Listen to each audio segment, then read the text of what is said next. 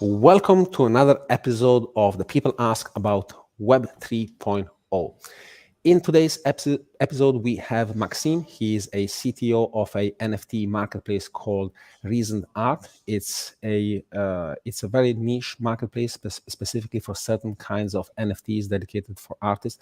It's going to be really interesting in understanding how NFTs are adding value to artists and other topics as well. In today's show, we are going to be discussing about NFTs, utilities, marketplaces, and much more. And for that, we have an expert, nobody better than somebody that has built a marketplace themselves, knows how the NFT contracts work, has been in the space. And I'll let you introduce yourself, Maxime. But first of all, to tell the listeners a little bit about their host, my name is Gregor. I'm the CEO of Parallel Office. At Parallel Office, we create digital virtual walls where people can work inside the virtual office that is more immersive and more enjoyable than their real office. But enough of that. Today we're talking about NFTs. Maxime, I want to leave the floor to you to maybe introduce yourself, tell us a little bit more about yourself, what you are working on, and how you're adding value in the NFT space and in the Web 3.0 space. And by the way, thank you so much for being here with us. Okay. Thank you, Gregor, for the introduction. First of all, I'm very glad to be on your show. I think you are doing a very great job. So to answer your question, I work in the blockchain area since 2017, before the huge pump. I have been very passionate about it before graduating. Have been so passionate indeed about blockchain and about the whole concept of a world computer that I, so to speak, abandoned my previous artificial intelligence orientation. Wait a second. That's the first time I hear this analogy, this passion about the world computer. So you're comparing the blockchain to a world computer? I'm comparing specifically Ethereum to a world computer, and then of course there are different iterations, but the first time it was Ethereum, and just the whole concept blew my mind. What do you mean world computer? I mean, it is a decentralized database, but what does it mean for you, world computer? Well, Bitcoin is more of a decentralized database. But Ethereum, it's a decentralized database, but it's also a decentralized executing machine. So all the Ethereum nodes or the blockchain nodes, in this, to be more generic, don't just store data, but also execute transactions and order these computational transactions. So on Bitcoin, we have financial transactions.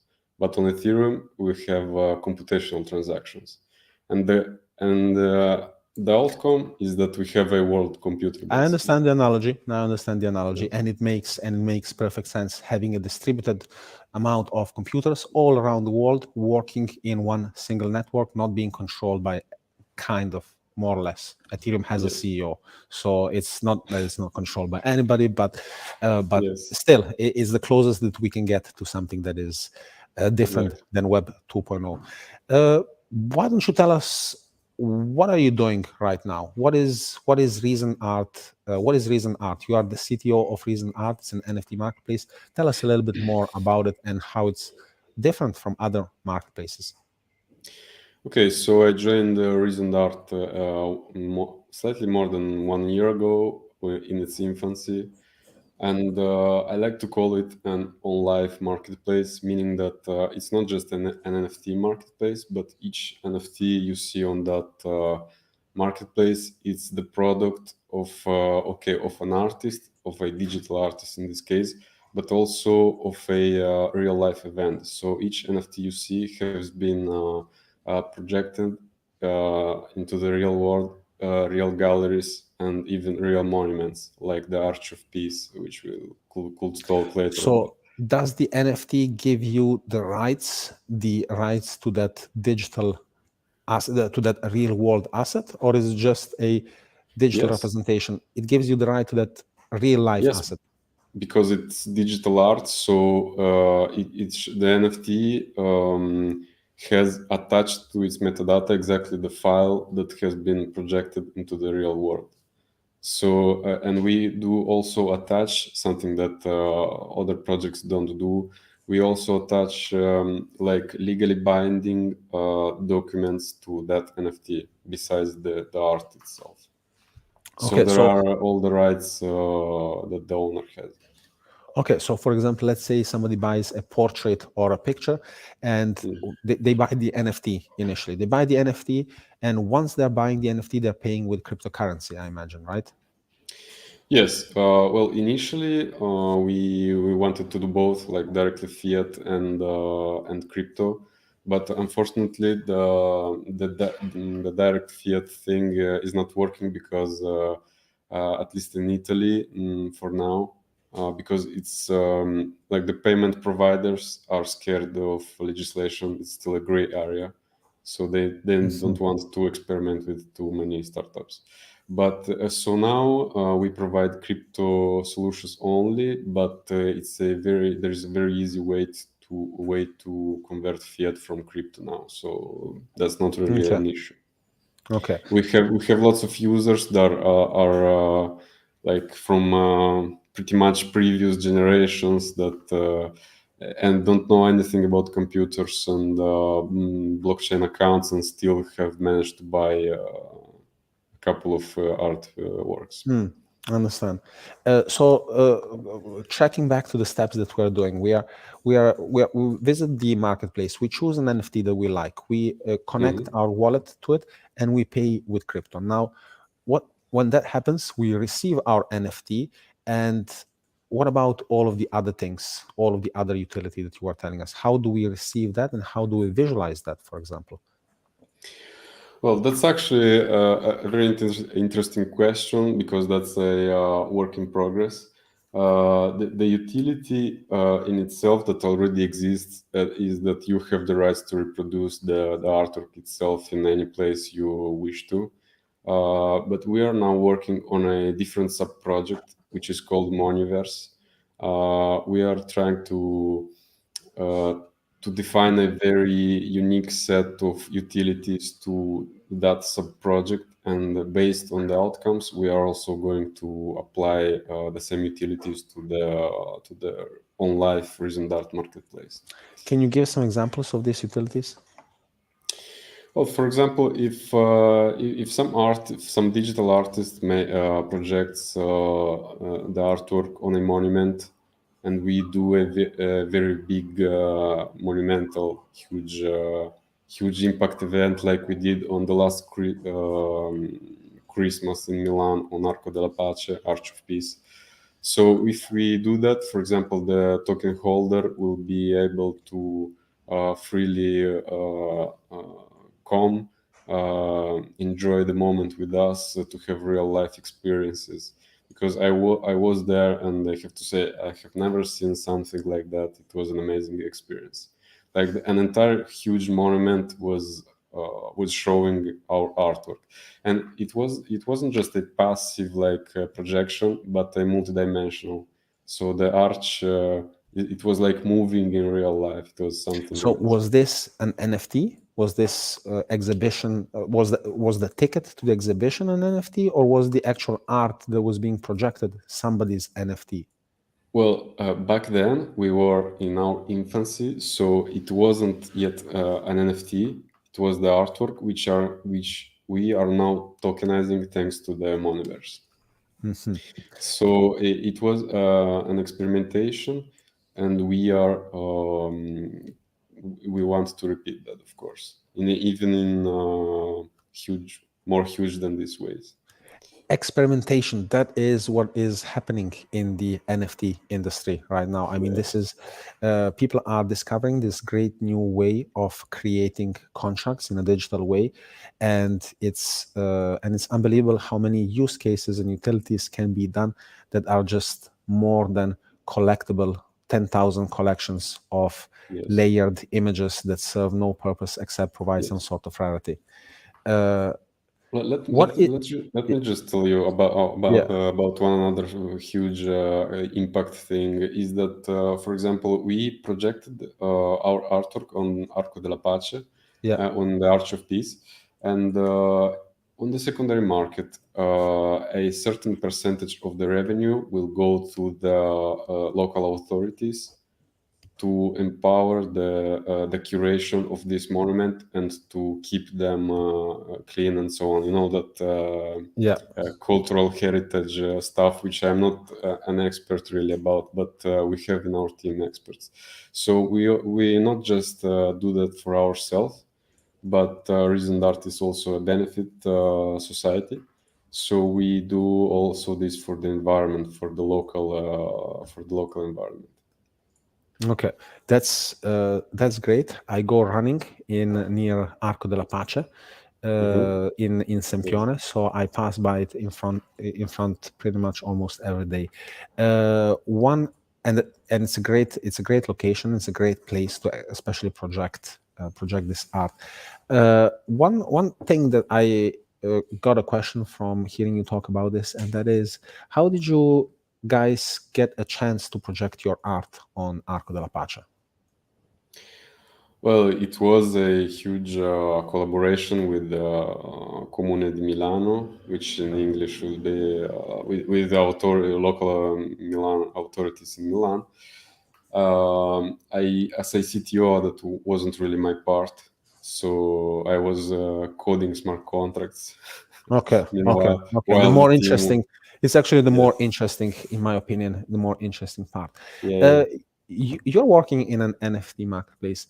I want to ask you: have you seen changes in uh, usage and purchases of NFTs lately? Has your marketplace been following the general trend kind of OpenSea, where OpenSea has decreased by 75% in sales or something similar?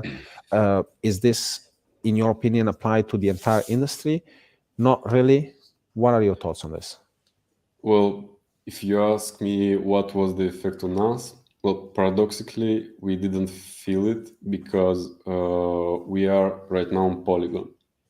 So we Okay. are, and for those who don't know, the NFT speculation storm wasn't on Polygon, but on Ethereum. So for It us, wasn't really on all of the blockchains. It wasn't just like no, NFTs in no. general. Okay. No, it was more the total value locked was is like over 90% on Ethereum. So it didn't really affect us. It didn't change anything. We just do business as previously, but we do also plan to move on Ethereum thanks to bridges in the next year.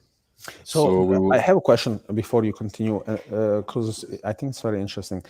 You said that the other networks were not affected that much. All right, Ethereum is 90% of the market. Or at least not us. Not Like as a not you. project, we didn't feel the difference. So why is that?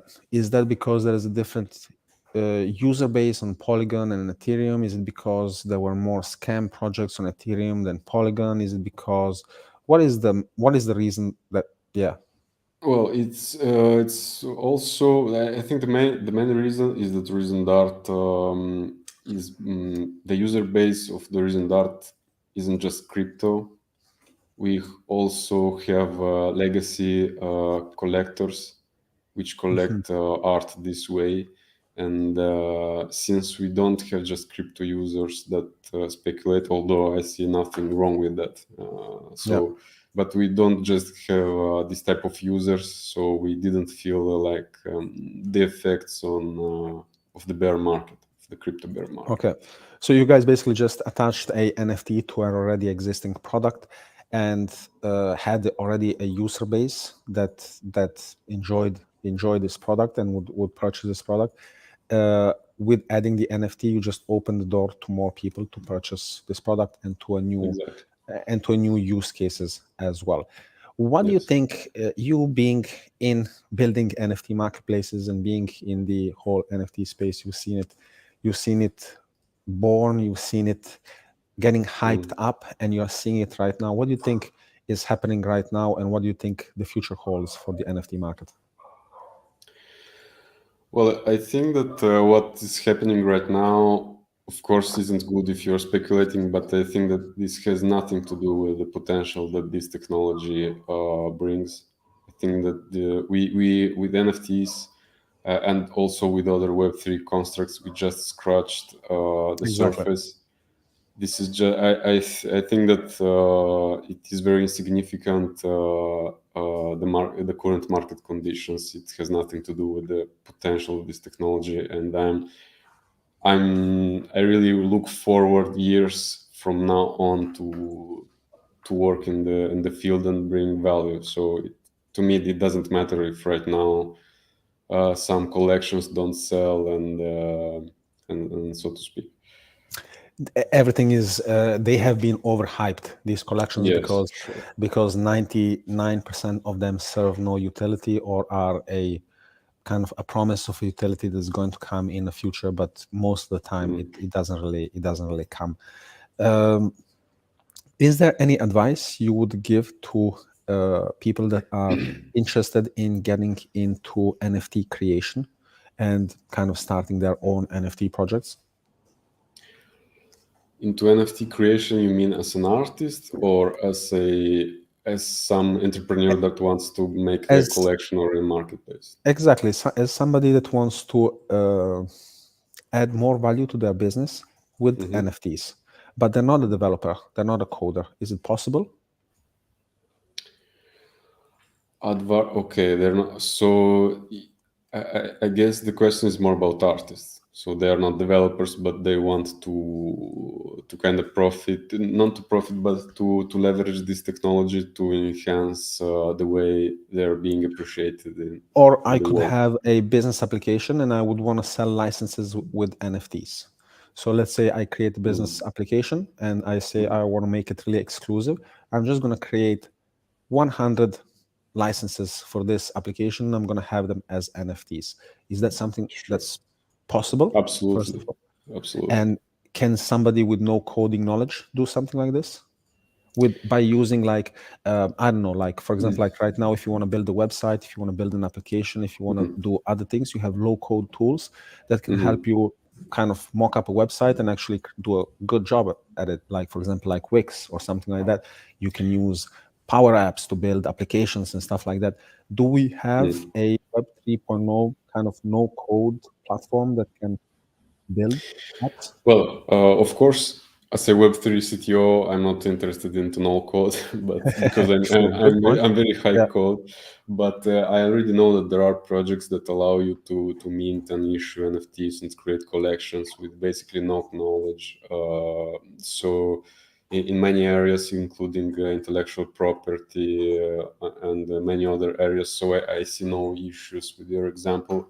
It will certainly exist if not already existing. So basically, yes. And what about somebody that is a Web 2.0 developer and they want to transition into being a Web 3.0 developer?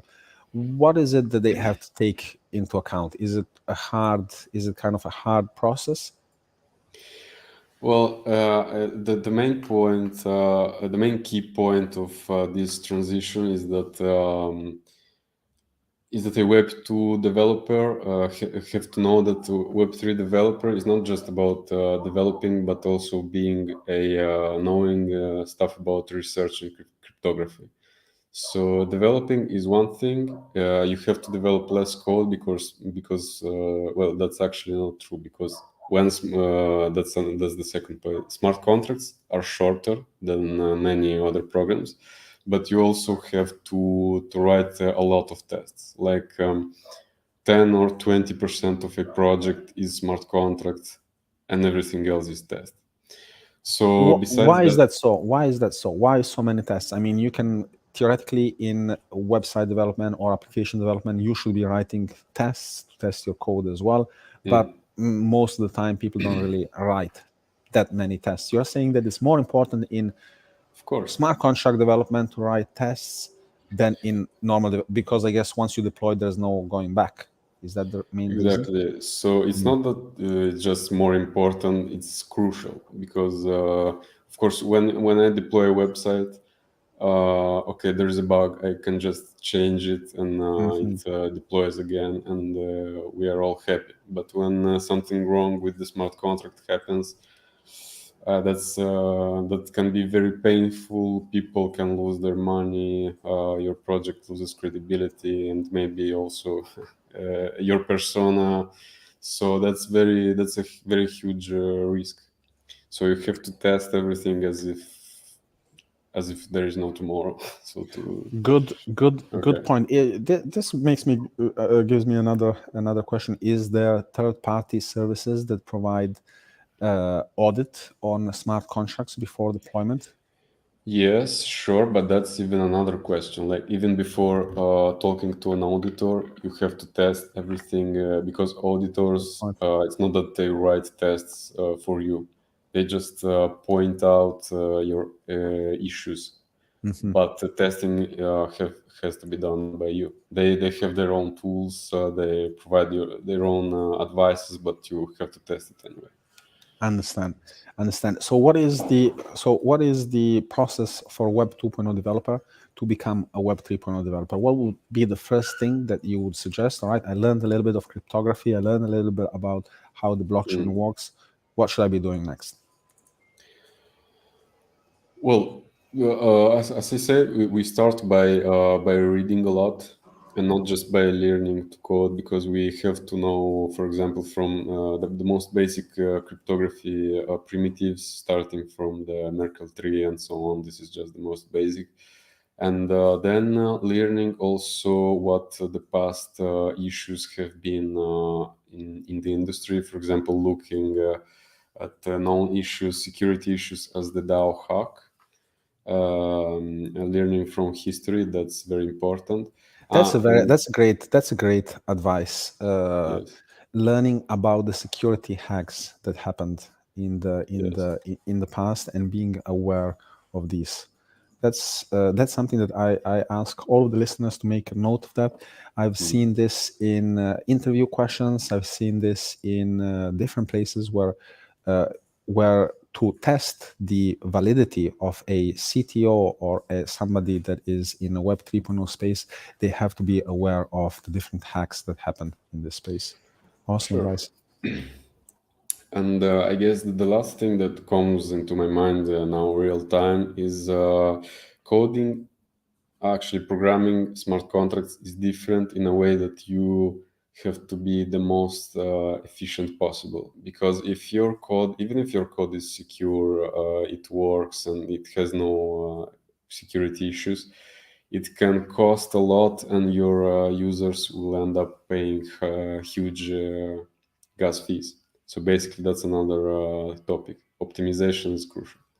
Yeah, that makes perfect sense. The more data there is in a contract that you're deploying on the web, the more gas fees you're going to be paying.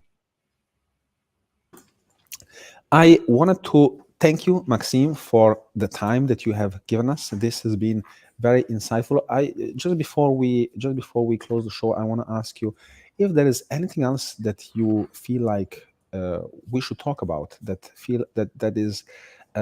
maybe you're thinking about and that you think the listeners should know about anything, NFTs, getting into Web 3.0, anything at all.